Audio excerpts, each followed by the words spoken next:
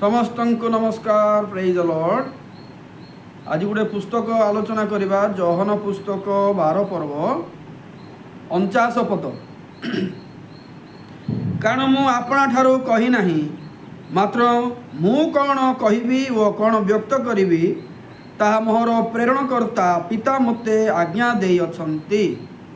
आसंतु आरंभ करने पूर्व आम मैंने प्रार्थना करवा। धन्यवाद प्रभु, सुंदर समय देइछ, जो समय कि प्रभु आम गोटे पद नहीं कि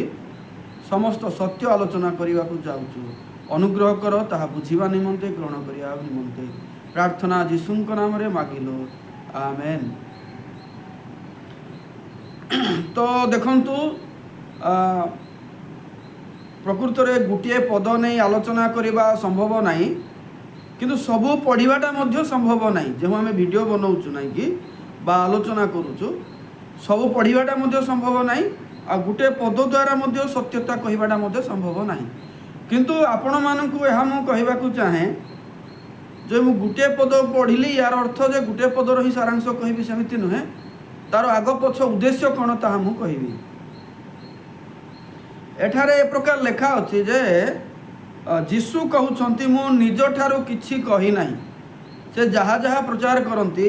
आ जो जो विषय से करती नहीं कि से गोटे मध्य निज आड़ू करती नहीं। से समस्त विषय पितांकर निर्देश द्वारा करती। पिता जहाँ कहवाकू कही अछंती, जहाँ करबा पई कही अछंती ताहा ही करती। अच्छा, पिता जहाँ कहबा पई कहिछंती, करबा पई कहिछंती ताहा से करूछंती। जीशु तो ताहा करी चलीछंती, हाँ कि नहीं? तेबे जीशु कौन पाई आवश्यक हैला जे मु निज ठारू एहा कही नाही, मोर निजर एटा मत नुहे, एटा मते पिता आदेश करंती बोली काहेकि कहंती? उद्देश्य कौन? देखंतु अनेक लोक माने निजर भावना अनुसार कहंती भिन्न भिन्न भाव रे। जे लोक ए प्रकार भी मत देवार मु सुनिछि जे आमे जेते ज्ञानी हेले मध्य, जेते जानिले मध्य आमे निजको स्थापन करिबा उचित नाही, आमे निजको बड़ मन करिबा उचित नहीं। सेथिपाई एठारे जीशु ए प्रकार निजको नम्र करिया पाई कहंती आ पिता को मान्य करिया पाई कहंती बोली लोक माने मत दियंती। किंतु आपण मानक मो स्पष्ट भाव में कहवाकू चाहे, प्रकृत रे यार अर्थ ताहा नहीं। जीशु को कौन बनैला माने जीशु कौन पाई बाध्य हेले मु जहा कहूची करूची एटा मोर निजर नहीं, यह मोर पितांकर ठारू निर्देशित। पिता जहाँ मते कहिछंती ताहा मु करूची बोली कहंती। तो मु आपण मानक आउ केतरा विषय कहवाकू चाहे। आपण माने जहन पुस्तक रे बेसी गुड़ाई जिनस पाइबे जेउठारे कि जीशु बेसी कहंती मु मोर निजर इच्छा सफल करिया को आसी नहीं, मु ईश्वरंकर इच्छा को सफल करबा निमंते आसीछि। आ मु निज ठारू किछि करू नाही। आउरी लेखा अछि पिता व मु एक। आउरी लेखा अछि जे सबा पिता को निकट जे जीवा को चाहूची मु होउची रास्ता। हाँ, कौन लेखा अछि? मु पथ सत्य ओ जीवन, मो देई न गले केही पितांको निकट को जाई परिबो नाही। ए जो पितांको निकट को जाई परिबो नाही बोली जो लेखा अछि, अन्य लोक माने भिन्न भिन्न यार मत करती। केमिति करती माने ईश्वर अलगा और जीशु अलगा, जो द्वारा खाली अलगा नुहे कि जीशु सान मध्य आउ पिता होचंती बड़। तेणु पिता निकट को जीवाई हेले जीशु देही जीवाकू हुए। तो एमती देखले ठीक बोली जना पड़ुची बा ठीक अर्थ भी हैला, किंतु तार उद्देश्य जानिबाकू पड़ियो। बड़ सानर अर्थ नुहे, किंतु जीशु कहीं कहते मो दे न गले कहीं पिता निकट को जाई परिबो नहीं। आउरी कहती मु प्रकृत मेषपाल। गुड़ाए जिनस जीशु कहते मो बिना तुम किसी करि पारो नहीं, मो बिना तुम ईश्वर निकट को जाई पारबो नहीं, आ मु मोर निज इच्छा अनुसार कार्य करू नहीं, पिता ओ मु एक। जो सब विषय कहबार अर्थ कौन? बाइबल को केबे भी आपण माने सहजरे बा सरल रे भाविबा उचित नहीं। कहीं ईश्वरंकर वाक्य ताकू प्रांजल भाव में ग्रहण करिवार आवश्यक। जोटा कि आम तार बैकग्राउंड बा कंटेक्स्ट बोली जोटा कही था आग पछ पूरा जानवर अच्छी सब विषय बुझला प्रकृतिर गुटेर अर्थ क्लियर हम तेबे आम चिंता करवा आपण मानकर ध्यान पाई मु कहबी आपण माने निजर व्यक्तिगत समय पढ़े जहन पुस्तक 9 पर्व जदि आप देखिए से जड़े लोक जन्मरू अंध अच्छी आटे जीशु से लोक को सुस्थ करती आटे जिहुदी मानकर निष्पत्ति है जी जीशु को ख्रीष्ट बोली ग्रहण कर समाज बाहर करा तेणु लोक मान भितर भय अच्छी जे जीशु को आम ख्रीष्ट बोली स्वीकार करवा नहीं तेणु जिते बड़े से अंध सुस्थ हेले आर अंधर बापा माँ भी जानते किए ताको सुस्थ कला किंतु से माने समाज को डरुंच कहते बयस है पचार जेहेतु जिहुदी माने बारंबार पचारती तुमर पुओ तो अंध होता केमी सुस्थ है टे कह तो ये जानते जीशु ख्रीष्ट सुस्थ कले बोली किंतु कहवा साहस ना तेणु से मैंने कहले तुम्हें से लोक को पचार मोर पुओ को पचार तार बयस होपर तो से लोक को जिते बड़े मैंने प्रश्न करी से मत सुस्थ कले बोली जीशु सुस्थ कले बोली तापर माने से जे पापी तुम्हें यहाँ प्रकाश कर जे तुमको सुस्थ कले से पापी बोली कह तो सेठारे से व्यक्ति कहती मुझे पापी बोली कही पारे नहीं किंतु मु अंध थी आ सुस्थ हेली एटा निश्चित आदि तुम्हें पापी बोली कहूच से 32 लेखा अच्छी जे पापीर तो प्रार्थना प्रभु शुणवे ना तेरे केमी प्रकृत में पापी मत सुस्थ करें तेणु यही प्रकार से आलोचना हुए मुझे स्टोरी बा कहानी कहबार उद्देश्य कौन जे जिहुदी माने जीशु को ग्रहण करने को चाहती नहीं कौन पाई चाहती नहीं जिहुदी माने कहीं जीशु को ग्रहण करने को चाहू ना से माने कौन हिंदू देवादेवी को पूजा करती कि से माने कौन अन्य देवादेवी पूजा करती कि से चाहूना कि प्रकृत में यार सत्य कौन देखंतु जिहुदी माने फारूसी माने शास्त्री माने साधुकी माने एमाने समस्ते सदाप्रभु को मानती सृष्टिकर्ता को मानती परमेश्वर को मानती यहोवा जोटा कि आम कहू ताकू से मानती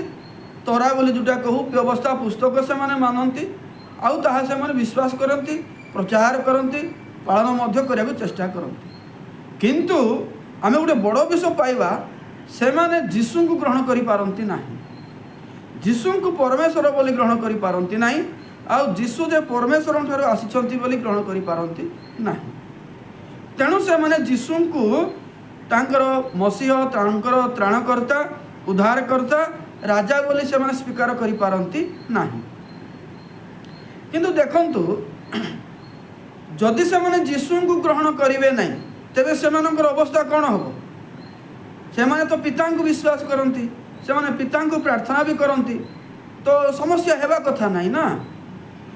से माने जीशु को सेना ग्रहण करूना पिता को ग्रहण करुँच तेणु किसी समस्या हेबा कथा नुहे किंतु बाइबल रे स्पष्ट भाव में लिखा अच्छी जे पितांकर इच्छा जदि आम देखा ना कि जहन 6:40 लिखा अच्छी माने प्रत्येक पुत्र को दर्शन करंतु एवं तांको विश्वास करंतु एवं तांको द्वारा परित्राण पांतु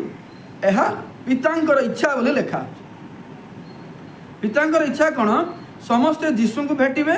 आ जीशु को द्वारा अनंत जीवन प्राप्त हेबे यह होची नूतन नियम रे पितांकर इच्छा तेणु पिता निजे कहवा को चाहती तुम्हें डायरेक्ट मते प्रार्थना कर ना डायरेक्ट मो सहित कथबार्ता कर ना जी भी मो सांगे रहा चाहूच कथा चाहूच मो ठारू आशीर्वाद पाइबा चाहूच तुम मैंने केवल जीशु ना प्रार्थना कर जीशु ना मो निकटक आसब तेणु जीशु अनेक जगह कहले जो जीशु ख्रीष्ट बाप्तिस्म हेले से समय भी जीशु कहले कि यहाँ आमर परम संतोष माने मु खुशी अच्छी तेणु तुम्हें माने यहाँ कथा शुण क्या कहले जो मैंने कि पिता को विश्वास करती आउ मशांकर पुस्तक मानती तुम्हें यहाँ कथा ए शुण बोली कहूँ कहीं पूर्वर अर्थात जीशु जिते बड़े आसी नथिले भविष्यत वक्ता द्वारा प्रभु डायरेक्ट कथबार्ता करुले लोक मैंने पिता परमेश्वर को डायरेक्ट प्रार्थना करुले किंतु जो जीशुख्रीष्ट आसिले ना कि पिता निजे घोषणा कले तुम्हें आंकठू शुणवार अच्छे आंक द्वारा मो निकट को आसबार अच्छे से